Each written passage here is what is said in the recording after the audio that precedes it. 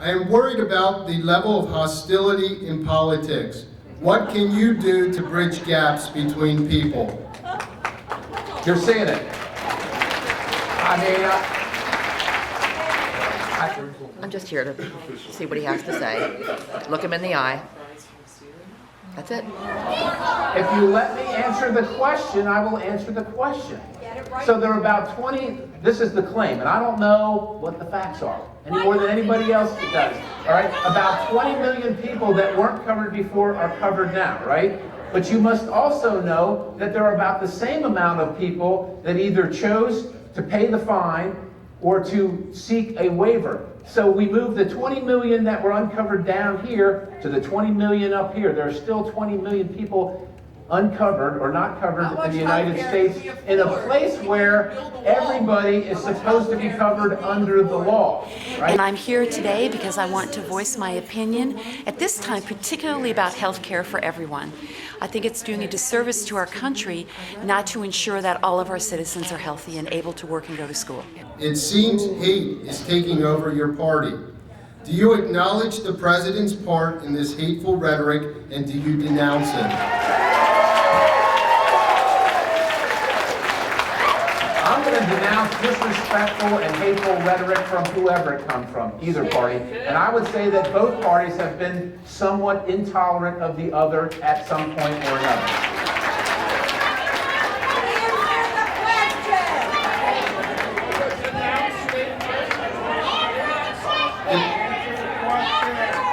I just did, man.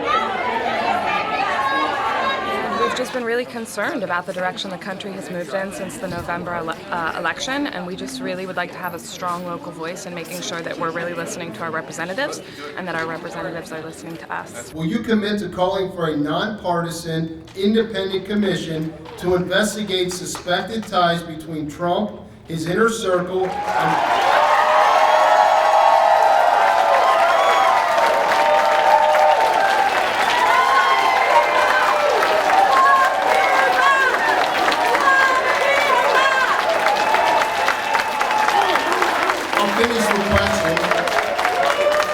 I'm going to give you an example. When I was at the State House, we had a thing called the Chesapeake Bay Strategy, which everybody in this room, if you live in this district, had to abide by. There was no law. There was no statute. This came out of the APA, was forced on the DEP, and left some violators out. And by the way, some violators, if you're spiritual and you believe in God, one of the violators was God, because the forests were providing a certain amount of nitrates and phosphates to the Chesapeake Bay, right? And so I'm out here to support the Republican Party, Scott Perry, and put what I had to say up on board. if someone's here breaking the law, then they're breaking the law, and the law provides for those penalties. That's where that is. And I don't think that's not compassionate. What's not compassionate is picking and choosing arbitrarily who gets to follow the law and who doesn't get to follow the law. That's my position. Are white men gonna pick apples?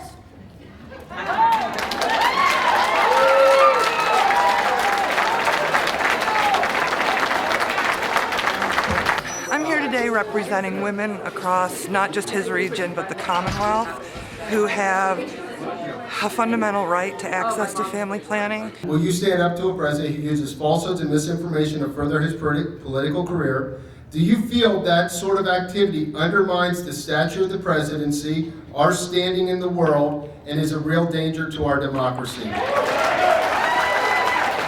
I'm going to answer the question. Yes.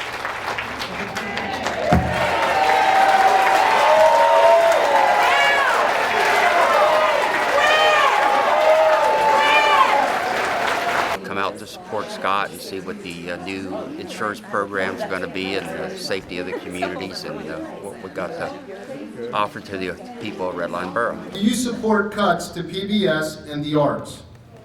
I hope we don't have to do it. My children watch PBS. I hope we don't have to do it. We have got to make difficult choices. We are $20 trillion in debt and $200 trillion in unfunded liabilities. We have to make choices. No wall in Syria. No wall Would you vote? in Syria. would you vote yea? I don't agree with my family members all the time. I don't agree with my wife all the time. I will tell you that. She's always right. She is always right. She is always right. But I think we can be civil. I think we can be civil with one another. We can be passionate with one another about the things we believe in without being disrespectful with one another. So I guess I just want to let you know that, look, it's been raucous a little bit. It's been kind of fun, right? We got a lot of things out. All your questions are a pile of them, right, Doctor, that we didn't get to? We're going to get to every one of them. And you should have every one of your questions answered. And you're right. You're absolutely right. I work for you, and I'm here to serve you. Understanding, with all, just like I tell the fourth graders that come, there are 720,000 minus the people in this room, other constituents that I also serve, and they don't always agree with me or you. I'm just trying to find the best way, all right?